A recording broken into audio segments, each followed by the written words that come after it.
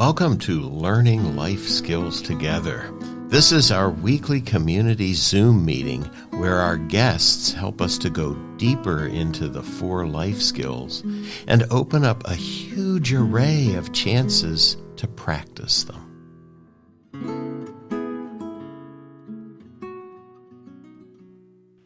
Hello, everyone.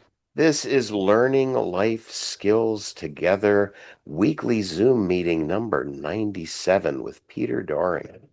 And Peter is in a position to guide us in our practice to get ourselves settled in.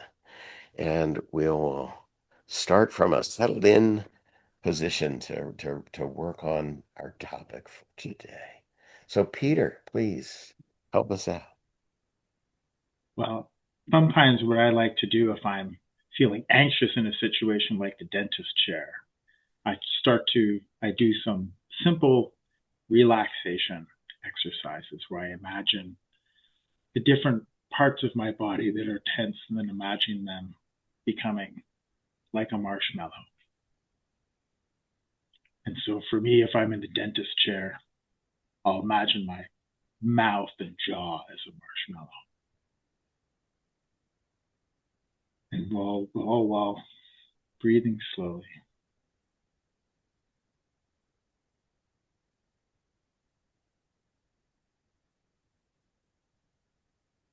And if I feel any tension in my arms or legs, I'll do the same thing there. I become a human marshmallow.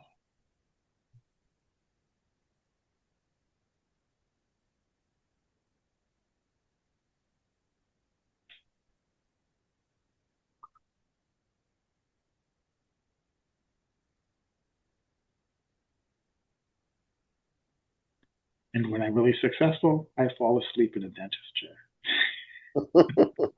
But this is not an edible marshmallow. Any kids were watching. Okay. I was starting to worry a little bit about marshmallows at the dentist, how that would go over. Yeah, that was an interesting thing to do. I mean, my jaw was quite tight when I checked in, and the marshmallow. Yes, I had a good friend I helped him in his training to be a dentist, which meant that I sat in his chair for like 2 hours at a time. And I used to develop these awful cramps that persisted. And then I realized I needed to train myself to relax in the dentist chair. Okay. That's great. So thank you for doing that. And what I'd like to do now, since you have an accomplished career, I was hoping that you might fill us in a little bit on your background, and particularly as it involves this area of getting outside, which is one of the key things that we love to have parents, carers, and kids do. Sure. So my formal training is as a clinical psychologist, child psychologist. And I've worked in a range of settings over the course of about 25 years, from psychiatric hospital to pediatric hospital to being a public school leader. Most of that time focusing on children with autism. So I kind of come from this with part of me is a very traditional kind of service background. But I've also spent a fair amount of time doing research in what is evidence-based practice. What do we call kind of high quality outcome research? But then I also became father to a young girl who is now 25, has severe to profound intellectual and developmental disabilities. So I now have the perspective as a father. And then over the course of my career, I also became really interested in what's the service and training and policy that supports intervention you can deliver it to an entire population.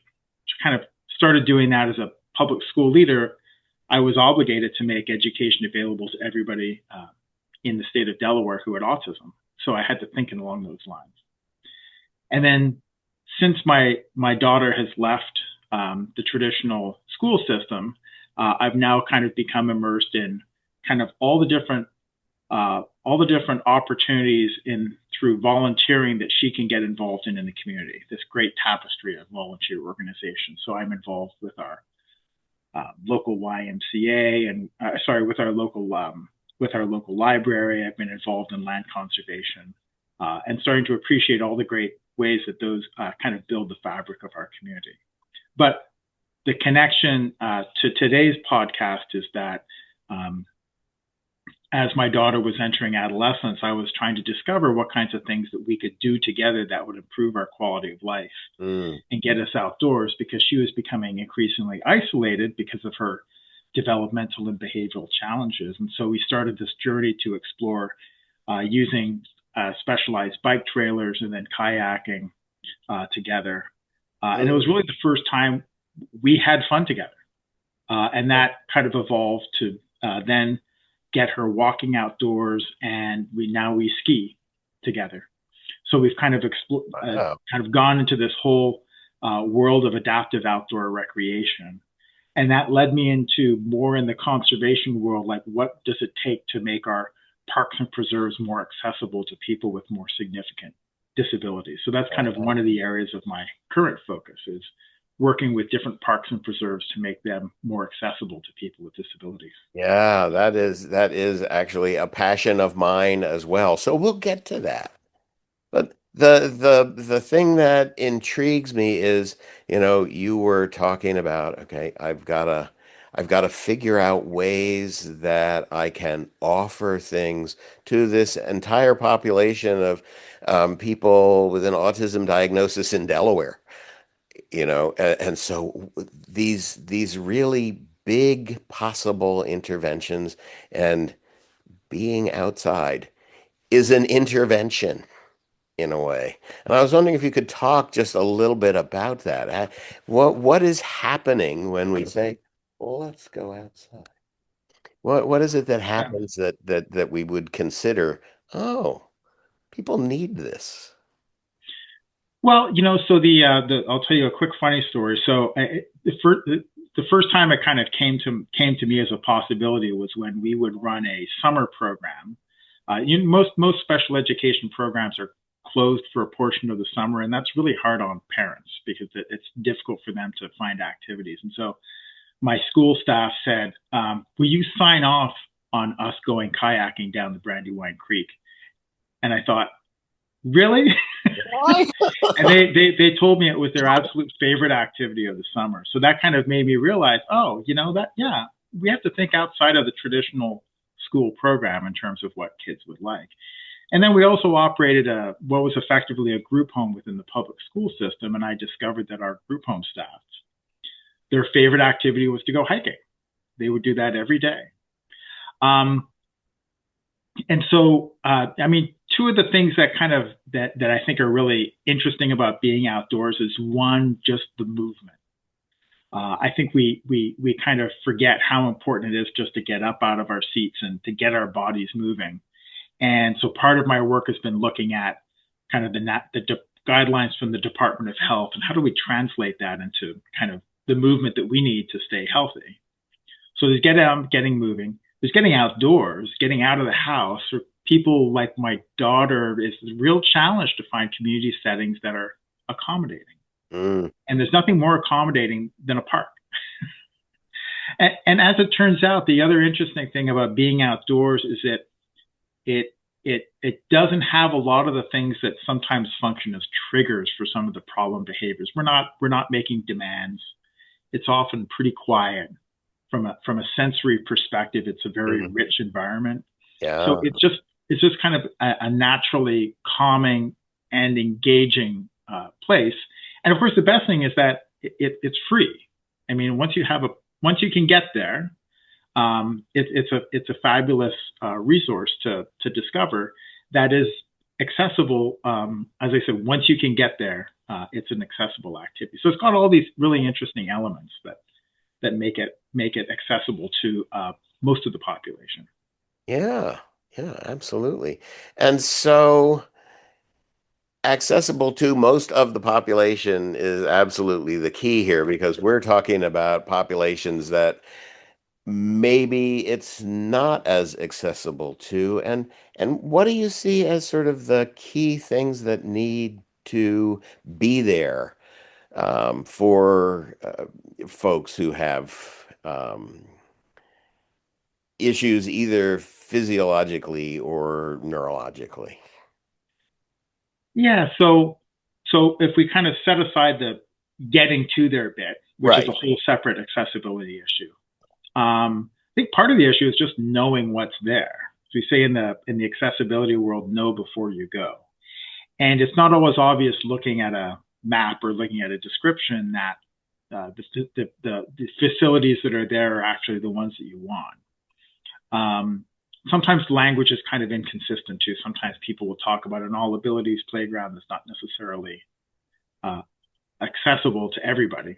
Mm, But then you get into these other things like does it have a restroom? Now most parks and preserves, when they get federal funding, they're obligated to provide yeah. some kind of accessible facilities, accessible parking, accessible restrooms, but they're not always well maintained. Sometimes it's a porta potty, which doesn't necessarily work for everybody. And then there's Mm, a whole separate world of nature preserves that are less likely to have those. right. So, if you don't have an accessible restroom, if you don't know that, what facilities you're going to take advantage of, and there's the whole question of which trails you can or can't use. And then there's other details about the trails themselves that we could talk about that make them more or less friendly to people with disabilities. But that's some of the basic information that sometimes is not available. Is not available. Right. Yeah. Yeah. So what makes a trail more or less um available? I mean, is it just paving or is there more to it than that? Well, so what we've started to do is to develop a rating system that looks at natural surface trails. So by and large, paths that are paved, in most cases, would be accessible to many users because in most of these cases, the funding that allow them to be paved comes with certain restrictions. Mm, The things that might make a paved path less accessible is it might meet the accessibility requirements, but actually, in a paved walking path, for example, you can still have some grades. yeah. You can have up to 12.5% grades for 10 feet, right? And that can make somebody feel uncomfortable if they're a wheelchair user, especially, and it's a downhill grade. Mm, Not everybody's going to be comfortable with that. yeah. The other thing that's not considered part of accessibility requirements is whether it's in the sun or the shade. I've seen a lot of paths that Wow. they become virtually inaccessible for 3 months a year because it's just too hot. So that's Mm, not part of the criteria, but it's a factor. But when you get into natural trails, then you're looking at the same sets of standards that you look at in designing a paved trail. You're looking at the width, you're looking at you're looking at the grade, but then you're also starting to look at the surface. Is it a firm surface? Is it a soft surface? Are there obstacles? If there are obstacles, how high are they? And that's where you get into the starting to recognize that people with disabilities are all different, right? What is mm, going to yeah. be a barrier for a person in a wheelchair might be different for somebody who's using a cane or a walker, or somebody who has cerebral palsy like my daughter. And that's where we're trying to do is to come up with a way to capture those natural surface trails, so grass or dirt trails that start to approach those accessibility standards. So a classic example is a grass trail in a meadow, right? As long as that trail is relatively, as long as it's mowed and it's not going through some low wet areas, there's a good chance that it's going to be accessible to a lot of people with mobility challenges. Mm, Right? It's going to be wide. It's going to yeah. be probably relatively flat. It's not going to have high obstacles. And people just don't think of those meadow trails as being accessible, but in many cases, they certainly come close to approaching them Yeah. standards. Yeah.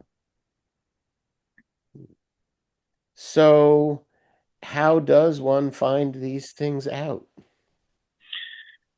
Well, there really is no system right now within our parks and preserves to do that. That's kind of what we're looking at. We've been working with Chester County to start develop what I call an outdoor access guide. Um, and part of that's just to start to capture those paved paths that would meet those standards. Because actually, a lot of there's paved paths that people don't know about, or Hmm. gravel surface Yeah. paths, Yeah. and especially this isn't getting into the accessibility thing, but it's getting into like why go outdoors. I'm Great. really interested in those paths that bring you to beautiful places, right? Yeah. Yeah. That's not always obvious. Um, Yeah. so So just to throw in there, I mean, we're talking about a lot of the things that we talk about in learning life skills. And yes, getting out and walking is really good for us. And yes, getting out in nature is really good for us because nature works on us.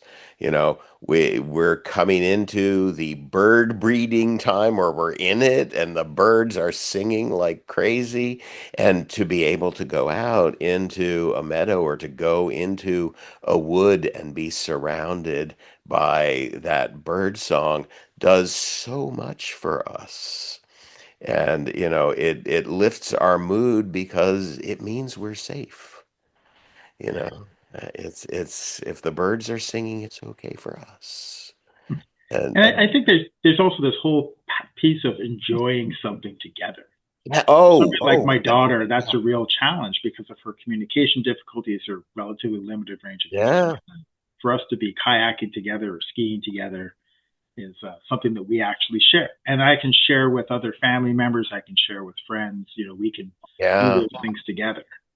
Yeah, absolutely. And so that's one of the things that I love about walking more than anything is that it's mostly done side by side. Mm-hmm. And so we have that sort of, I'm not looking at you. We're just having a conversation.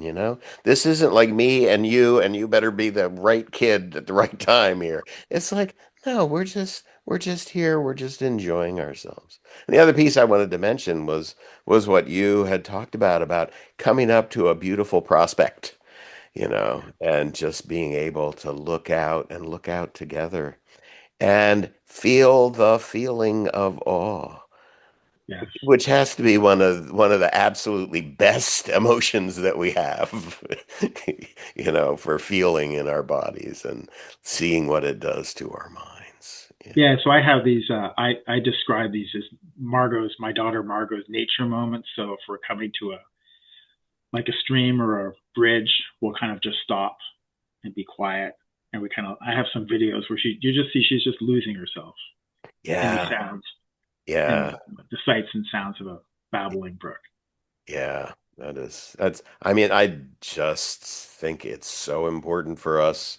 And there's a lot of science that bears that out. And, that's what I will say about that because we've got other um, Zoom meetings that we've talked in depth about that. But I'm really interested in making sure that everybody can get out.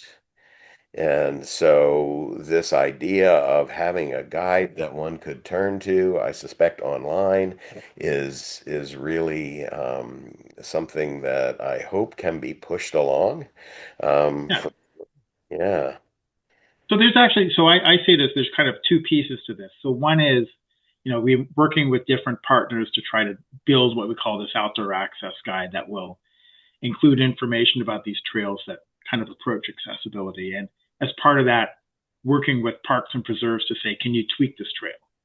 Let's address this thing that's potentially a barrier for somebody.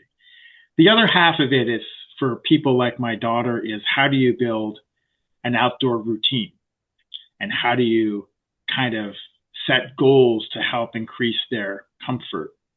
Um, and so I have on my Kenneth. I have a website at kennetoutdoors.org where one of my programs is I call Fresh Air Self Care for All, and it was my first stab at kind of a series of modules that make the case for why we should get outside, and then for people with like my daughter, but then also start to imagine what does a routine look like, right? Mm, So if we think about like a Saturday where young kids are out of school and parents are looking for something to do, how do you start building a kind of healthy walking routine? Um, and how do you choose? How do you start and make it something that your child's going to enjoy? It's not going to be too difficult. But then over time, how do you kind of build their capacity to do longer and more challenging walks? And Cool. how do you make this into a routine? And I really learned this actually most skiing with my daughter, where I had to be very careful about thinking all these different conditions. What's her mood like? What's the weather like? Is this a kind of familiar route? How challenging is it going to be? And so you can balance all those factors and say, all right, weather's good. She's in a great mood. Let's try something a bit different today. Going to go down in the case of skiing, we're going to try a bit of a more difficult run. But, if any of those other factors change, it kind of changes our calculus in terms of what we do. But it becomes Mm. all part of a routine that Margot looks forward to once she knows that we're going to be doing one of these outdoor adventures. She perks up, and it's Mm. really helpful because over time it kind of builds this resilience that she has enough of a bank of like really positive experiences that if stuff goes awry, as it Yeah, often it does, does outside. as it does, she's kind of got this bank that it's all right, all right. I've been in challenging situations before. It's okay. So that's kind of one of the other Yeah. pieces, building this kind of outdoor adventure routine that kids look forward to. Yeah. And so you were talking, I think you said weekly? Like what's our weekly routine? Is that how Well, you think about it? yeah. Or So I started to in my daughter's programming now that the weather's better, I kind of think of it as like a daily and a weekly thing. hmm So how do I make sure she gets outdoors every day doing something? And sometimes she does it for work. We have actually a adapted cargo bike that we do deliveries when the weather's good. So if we can do a delivery on a bike and she's riding around on the bike with us pedaling behind her, that's part of getting outdoors. Um, but then you can have other things that are kind of bigger adventures where maybe we have to drive half an hour or even an hour to go somewhere to bike or hike or do something else. And then there's uh, the bigger ones where we actually travel somewhere Yeah. and over a couple of days have a bunch of adventures. So like we plan a trip to Rehoboth every summer because she loves the beach and there's some absolutely beautiful bike paths down there and other Yeah. things that get her outdoors. We can go ocean kayaking and stuff. Yeah. And when we do that, we find that we come back for the next week. She is just like the happiest little girl because her batteries have been recharged. Yeah, exactly. In the course that I teach called Nature Prescriptions, we talk about the nature pyramid in the same way there was a food pyramid at one Mm, time. It's a little more complicated now, yes. but this idea of what do we do hourly, what do we do Yeah. daily, weekly, monthly, and then that yearly, and they actually say bi-yearly, like you should Mm, go out of the country, should go to another country every couple of years to steep yourself in a completely um unknown kind of environment and give yourself that sense of discovery that yeah, and one thing that these outdoor adventures actually did for us was it gave us a way to travel together because we could then kind of create these different routines, whether it's biking or kayaking or walking, and we can build vacations around that. yeah. And so that was really the first time that, because otherwise, for somebody like Margot, these kind of traveling is actually really disruptive. It disrupts the sleep, which Yeah, oh, totally. disrupts Yeah. everything. So having these kind of outdoor things that we do every day when we travel allows us to kind of take trips. And before we discovered this, we didn't really take many trips with her, or if we did, they were not that successful. Yeah. Yeah, well, I mean, and so I think that's true of, pretty much the whole gamut of children, is that you disrupt things, you disrupt that routine, and there better be something in there that starts to drive things along so that they know what to expect and what's going on. And yeah, so I think it's great advice sort of for everyone listening to think about it that way, you know. Yeah,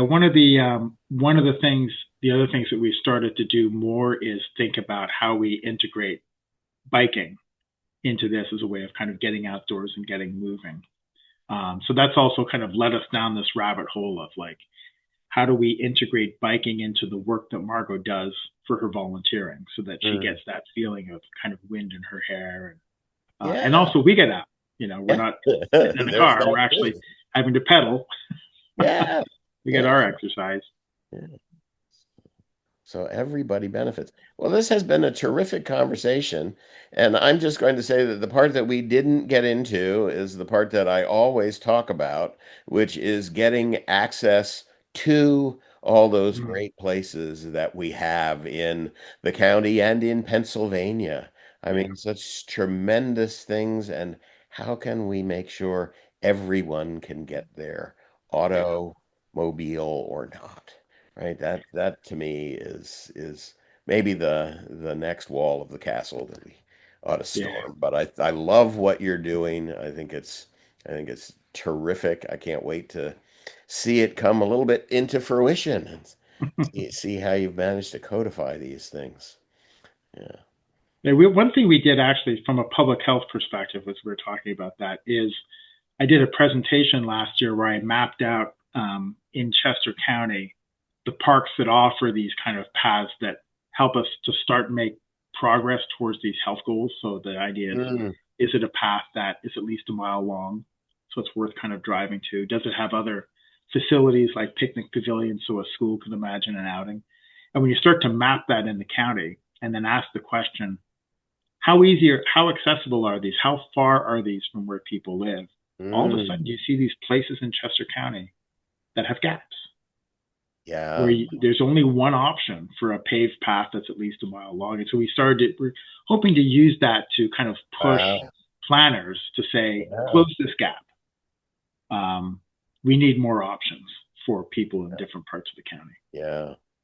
Wonderful. And I will leave that very future oriented idea out there for everyone to pick up on and say, thanks so much. And look forward to talking with you again. Yeah, as do I. Maybe I'll see you on a trail one day.